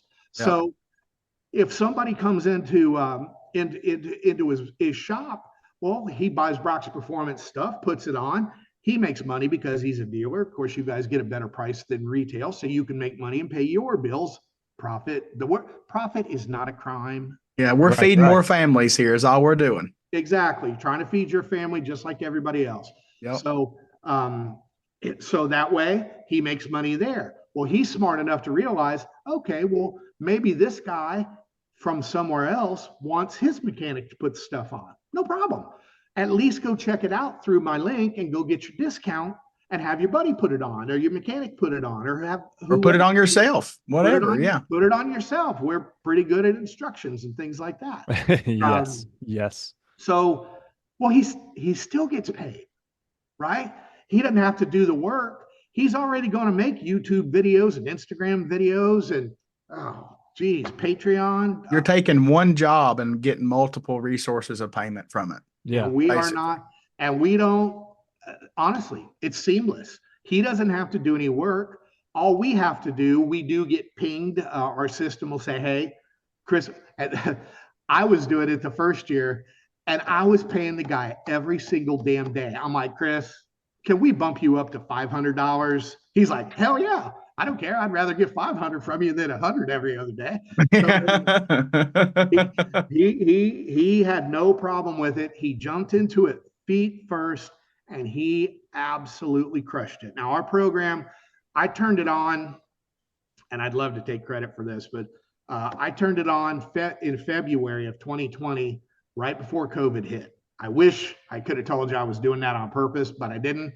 And I actually went out. I looked on Instagram, I looked on YouTube. If people had our Brock's Performance exhaust and or any of our products or any Sprint filter was really a driving force behind the first one. If they liked our products, if they were a good brand representative, I reached out and said, hey, would you like to be on this program? You can make money. And some people were skeptical. Some people didn't get it. The good news is I can see the ones that don't get it. And okay, that didn't work out. Let's move on. Let's go somewhere. Let's move on. So Chris was the one who really took it. And I printed this out today because I didn't have the exact numbers. Now, since the program began, we have deposited into Chris's PayPal account.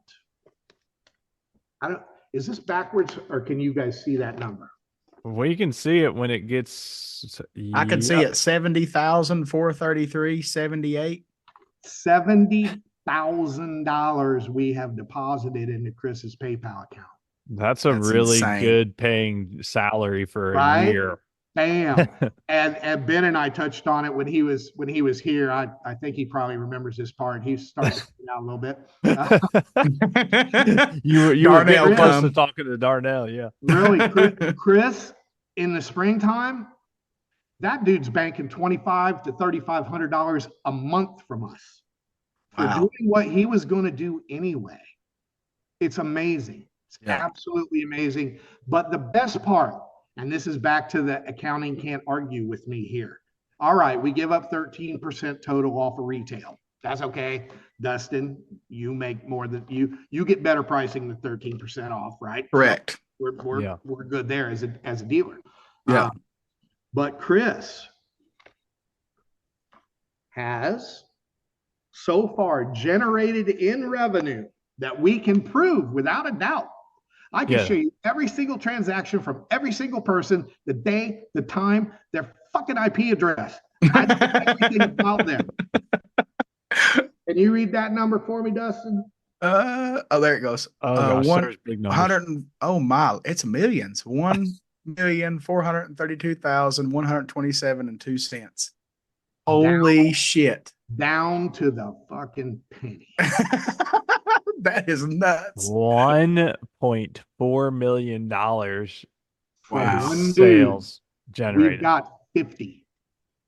Wow. Now they don't all, and so I want to bring this up because that's there's number one affiliates. stunner right there, right? Yeah. Well, there's other affiliates out there going, what? Yeah. Yeah. Listen, you need to up your game because Do better. I went ahead and printed it out, and Chris is simply killing everyone else. The next big, the closest in line to him, and so you guys understand, this is all. Some of these guys may have just started a month ago or 2 months ago or whatever. Some of them have been with us a couple years now.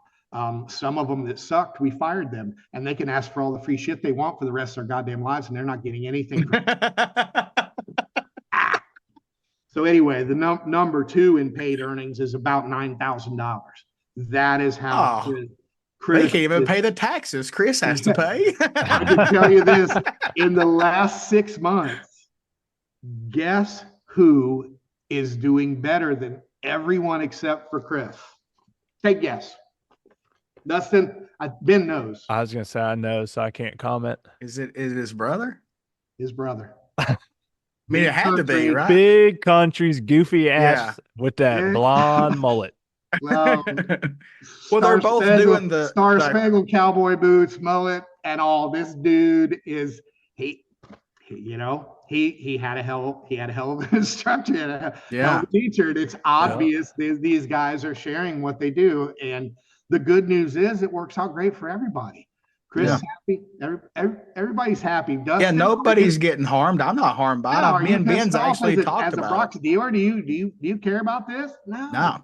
I imagine I'm probably going to get an email saying, "Hey, Brock, I need on that affiliate shit." Yeah. I mean, probably. I think the dealer thing, Brock, too. I mean, that also goes back to margins, right? So, like, say if most of your products were only 10, 15% margins, then but you got some really good margins that, and Dustin's a dealer, and I've been on the back end of things. Like, there's some really, really good margins on, products at Brock's Performance that you can make good money off of. And even if it's just one single sale. So, I mean, if I have a customer call me and go, "Hey, I can get 5 from this guy," and that guy's actually a good customer of mine, no problem. I'll give him a price. It's handled. You know what I mean? No big deal. Now, we don't have a problem with that. Now, do we want you to get on the internet, tell everybody they get 20% off? No.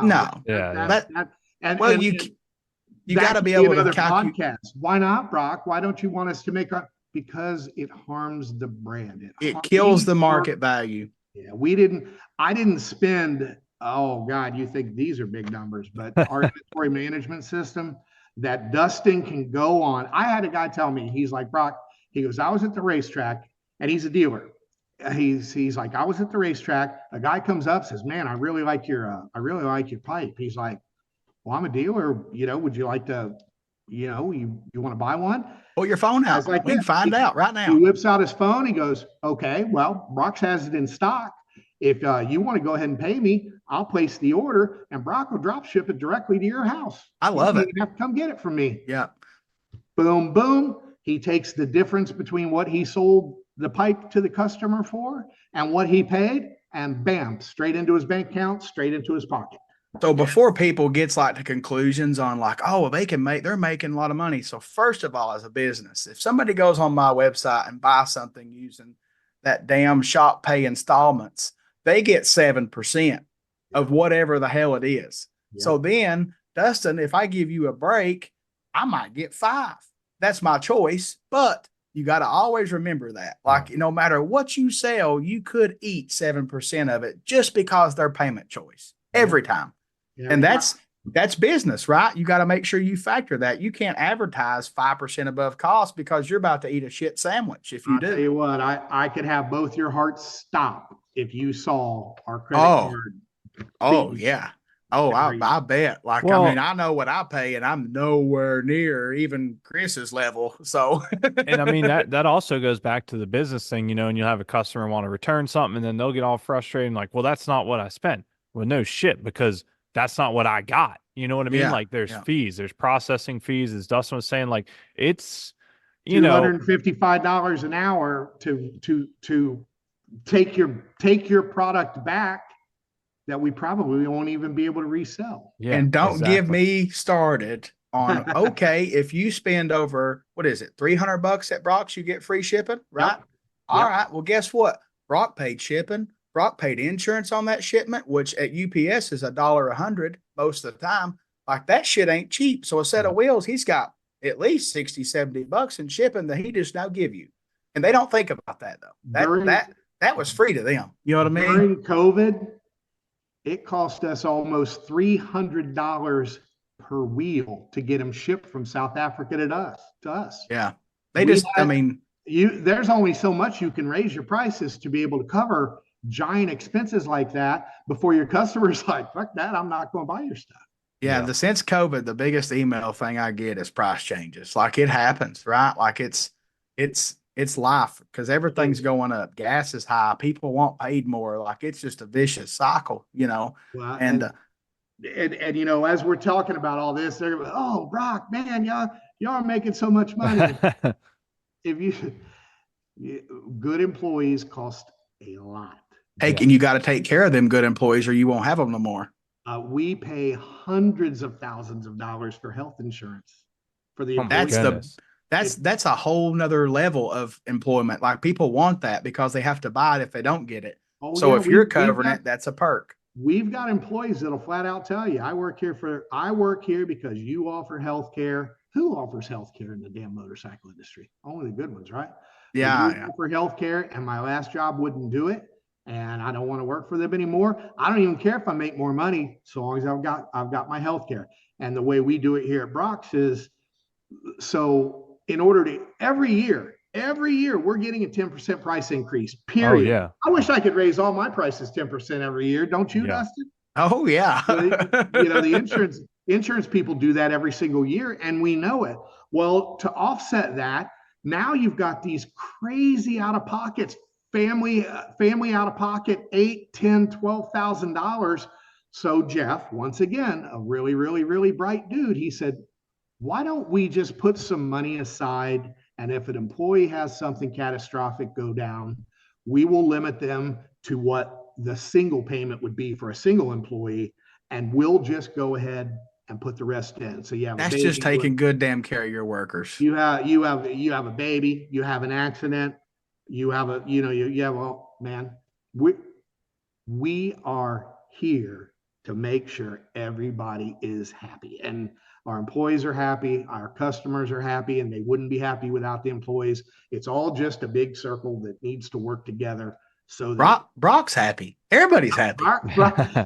Brock really does wish he'd have started it sooner instead of instead of worried about ruining his hobby. Because Yeah. the way we've got it set up now, man, we're in really, really good shape, and I got time to do stuff like this, and I really, really like it. It's awesome. That's what life's about. Is you can't chase the dollar or chase something your whole life, and then when it runs out, you're like, where did it all go?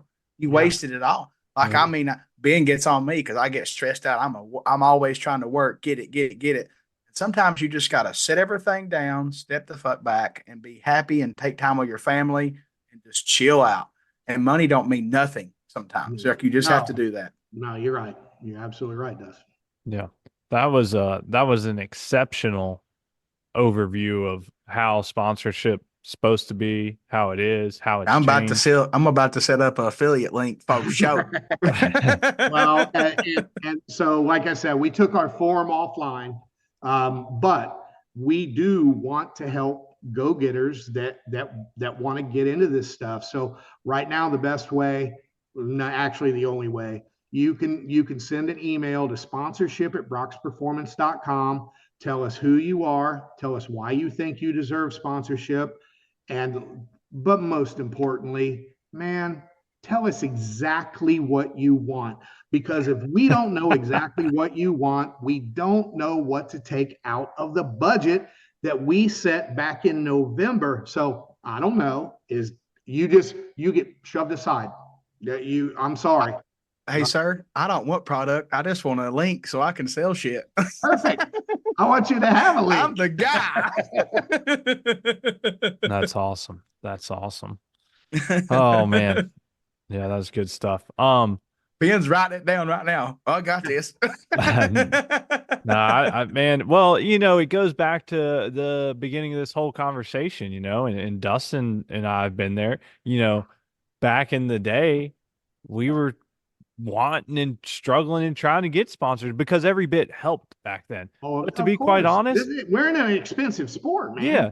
Yeah. And it still does. But to be perfectly honest, and I tell people this flat out, if you can afford to buy it, just fucking buy it. It's less work. You know what I mean? And There's times like, I get help from companies and I'll just order something and act like it's for somebody else just because it's not worth it. It's not worth asking for it or, whatever. Just get it. Like, I need it. I got to have it. It don't matter. And that's the other thing too. Racers, they all like to remember that it's race season in, March. Yeah. So, hey, can you give me some free shit and step it up? I got a schedule to keep. Yeah. Oh, that makes me salty. When they message me wanting a part for Friday and it's Wednesday, I'm salty. I'm like, what are you doing with your life? You knew you needed this 2 weeks ago or all winter or whatever the hell it was, but I still try to make it happen because that's how I am. And that's what we talk about too. That's why we started our school program. We started the sponsorship talk, really end of October, beginning of November. And we were kind of late on that. We hit it hard, I know, in November. But like you said, businesses are setting their budgets for the next year at the end of the prior year. So that if you're eating turkey, it's time. That's what I always say. And I mean, we all watch the news. One thing I can tell you, I've been around a while.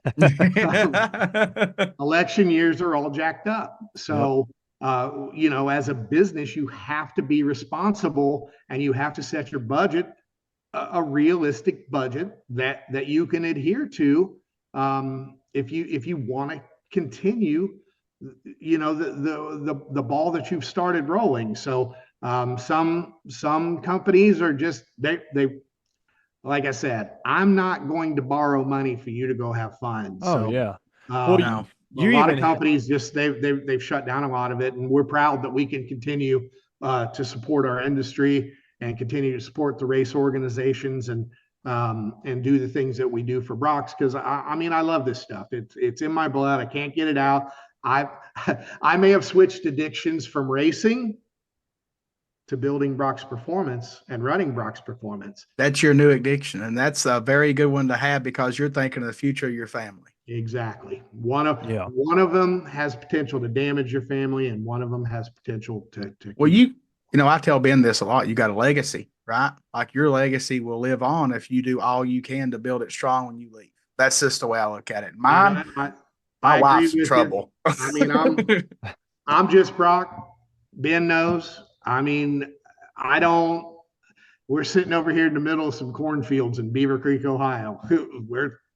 We're nothing special, but we do care about what we're doing, and we care about our customers, and we care about like you guys. I'm really happy that you're taking the time to do something like this because we need to spread educational information because the world is full of such crap these days that Right.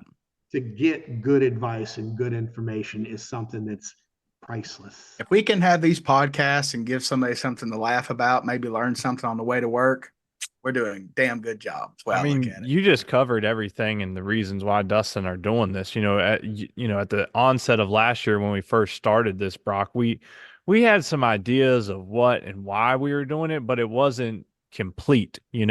But now it's full circle, and everything you just said is exactly why we enjoy doing this because A, we hope and try to promote the sport for a lot of reasons. And Sure. obviously, because it helps with all of our families. And B, because we're passionate, obsessed, addicted to it as well. So we don't want it to go anywhere.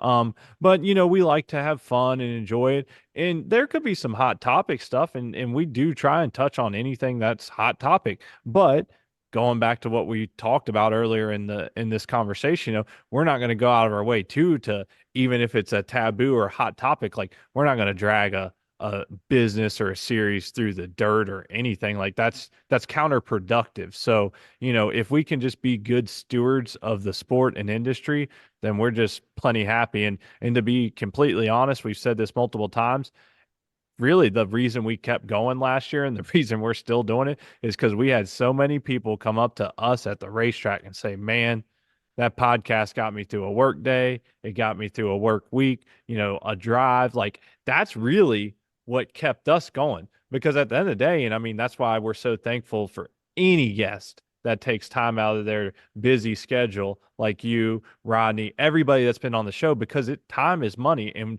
that's one thing we can't buy. We cannot buy more time. So time is Can't get it's it in back either. yeah, it's Mm-mm. invaluable. So the fact that anybody takes time to be with us, and just this takes time to do. So, it's always kind of like, hey, we're taking time from our families, from our other businesses to do this. But when we have somebody come up the racetrack and say, man, and just look us in the eye and said, this really helped me get through a shitty week. It's like that's all we needed. Yeah, So we're suckers. yeah, yeah. Um, We do like it though. for So, sure. Well, we don't want to drag on too long because, we could all talk for hours and we definitely will get you back on another time and tell some stories and stuff. I did think of one thing I wanted to ask you though, in regards to Brock's performance. And I mean, I think most people know that, you've designed and come up with plenty of products and had those produced and whatnot. And, also you guys just sell stuff as well, BST wheels, plenty of great companies and products. But when it comes to stuff that you've designed and come up with and had produced, is there one thing that stands out to you one way or another? Doesn't have to be that it made a lot of money I or think I or know what it anything, is. but like just me personally, I'd like to get that if like what is there one thing that stands out, or even if it's two or three things that you're just like, man, I can't believe that this happened. And There are a couple standouts. yeah. The first standout was, and I touched on it before, when I quit my job, they quit paying me. Right? Right. I didn't, I had to build Brock's performance from nothing and I didn't have a paycheck. Now, luckily, my wife she had a job and made a little bit of money. But the very first time, I'll never forget, this story could get long. I don't want it to, but an acquaintance of mine brought his 1999 gold Hayabusa over to my house. And he's like, Brock, I went, and Dustin, I referenced this in a video not too long ago. You may remember, but he said, Brock, you got to ride this thing. It is absolutely unbelievable. I went 200 mile an hour on my way from the dealership to come here and show you this bike. And I'm telling you, he's crazy fucker. He did it. And he chucks me the keys and he's like, take this thing for a ride. You are not going to believe it. He said, make sure you get down behind the fairing. It's like you're in another world. So I take this bike for a ride and the first time I twisted the gas and that Busa took off, I knew that every engine, every bike, I was doing a lot of street race motors at the time. Yeah. Um, they were all obsolete. That Hayabusa was going to make them all obsolete.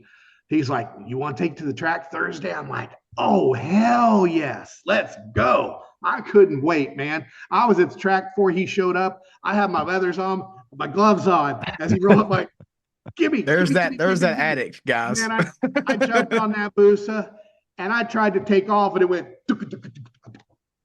Oh fuck. Ah. Oh, what is this? Ooh, the clutch was terrible. I knew it was going All to be the that clutch mod. horsepower, and I couldn't use it. Once it finally quit its herky jerky shit, it hauled ass, but it was too late. I couldn't even, I may have barely squeaked into the nines. It was terrible. And I'm like, okay, you need to bring this to my house right now. And he did, thankfully. And I looked at that two-piece thing they had, and I'm like, it rattled around, and I'm like, oh, no. This is not going to work. So being the dude I am, I go to work, I jump on the lathe, I make this little ring to center everything up. And we had a TIG welding station there. I welded that thing up. Bam. Next time I went to the track, smooth as glass, ran 970 something my first pass, which was about as fast as any of the GS6Rs or the other bikes that I was running at the time. I'm like, there we go. Dustin, I fed my family on clutch mods for probably about 2 years. We had a program where you sent yours in, and for $100, I welded it and sent it back, including the shipping. Thank God, I can feed my family and buy clothes and stuff. And then the other one that really stands out is, and they're not really. It's so funny. People don't. No, I won't go there. So. I raced pro mod before I got into the street tire stuff, right? And I had a car tire pro mod bike and nitrous. And man, every time every time I'd spray that thing, it just yanked the wallet out of my pocket, and I'd spend all the rest of my time trying to figure out why I melted this or burned this or did this. I somehow fucked something up every single time. And anyway, at the time, I worked at a company that specialized in leak and flow testing. So I started looking at this because I couldn't afford to fix this stuff. I was having melting heads, melt a head and send it to Bob Carpenter to get fixed. Ooh. Now do it 10 times in a year. I couldn't afford that shit.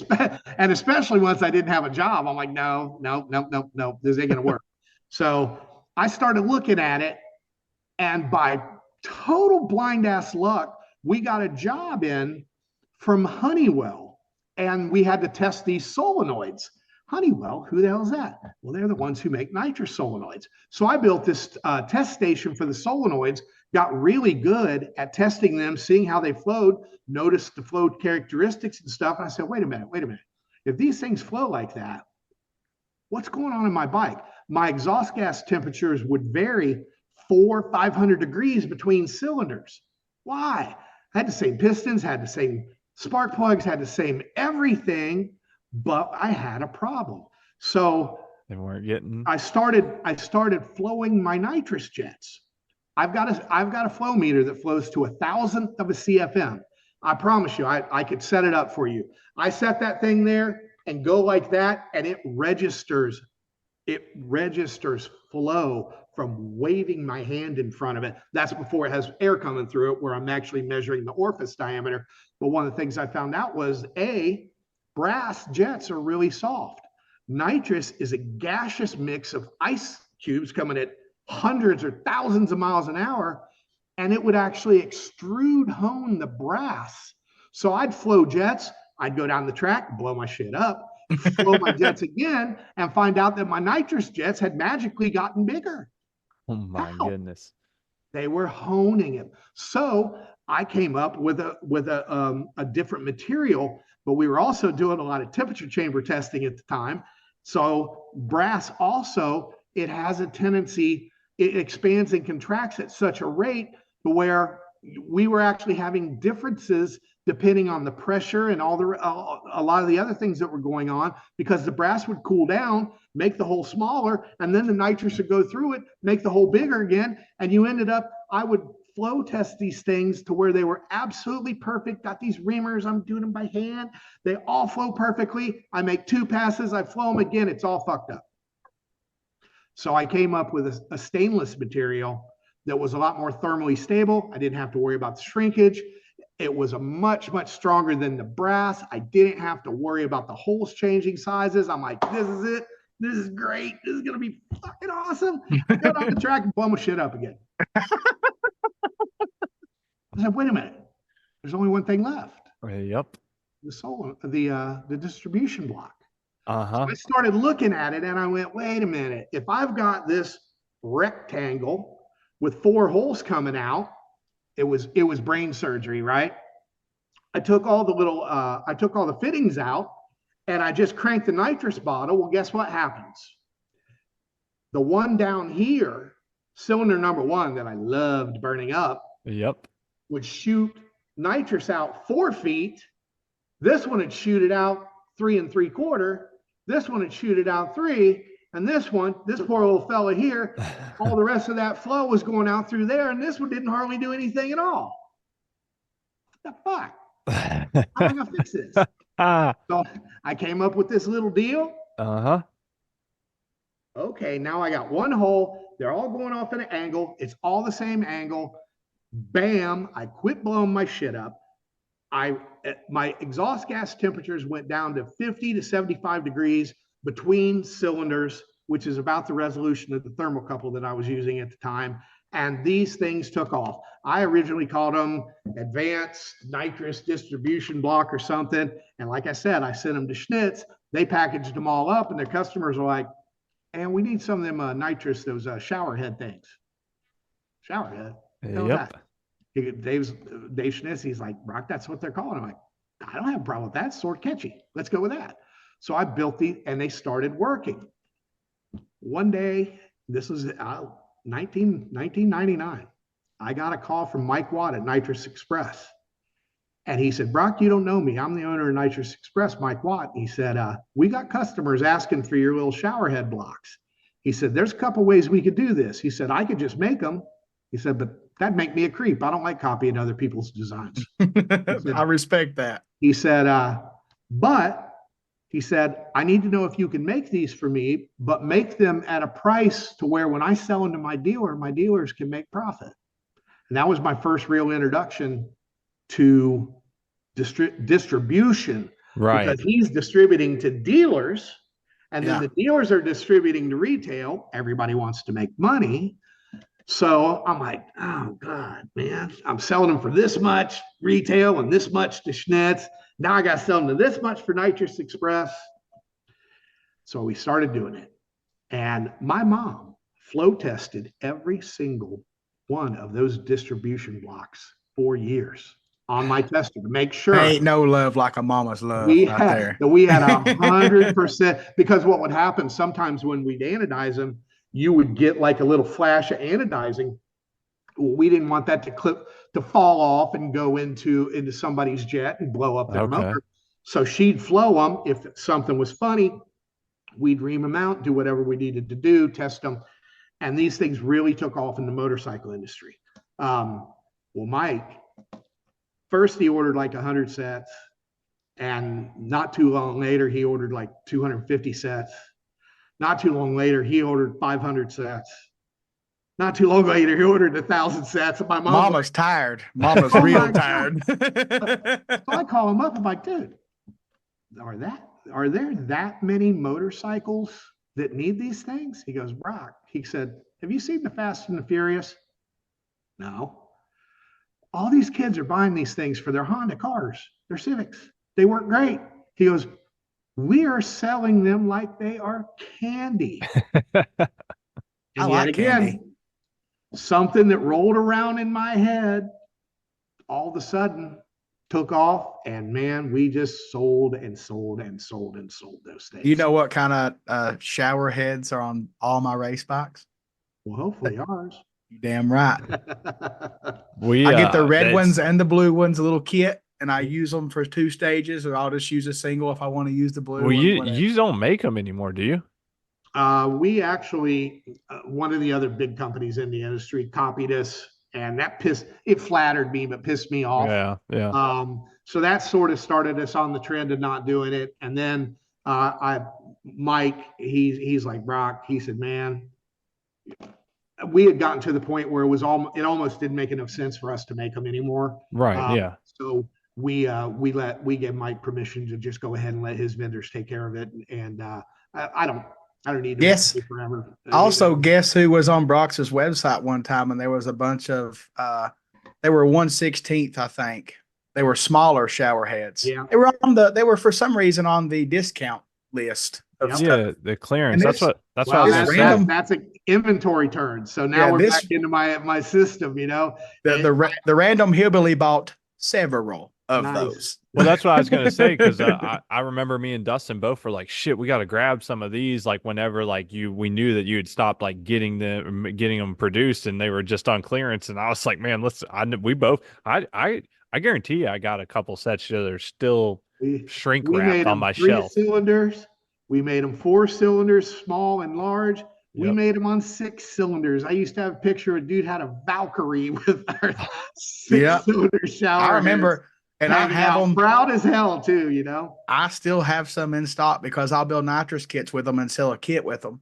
Oh yeah, And it works. Yeah. It works out great, and it's smaller, and it's plenty for a bike. If they got like a 50 shot, you don't need the big, Sure. the big ones, Yeah. and it works out great. That was all getting into the lines when people started really putting big loads in there. Yeah, We just adapted them and made them work, and they worked great for years. And those two really stand out. Of course, there's been a whole bunch of them, but I've got even my tie winder. I mean, I've got U.S. patents on that, man. I'm really proud of that. And all I was doing was solving a problem. My bike would squat, my pipe would hit the ground. I got my 60 foot. Let's make it an oval. yeah. Then it doesn't hit anymore. Simple stuff. I do miss the stainless pipe, though. I'm going to say that on the sidewinders. I miss it. You and me both, but it just turned, I understand. It's a lot more competitive now. You got Voodoo out there. You got DME. Man, Chip. Chip is my boy. I can tell you some stories about that. At some point, you have to just say, listen, this spot is taking up this much room. These aren't moving. We can take these parts where we're turning our inventory 6, 7, 8, 10 times a year.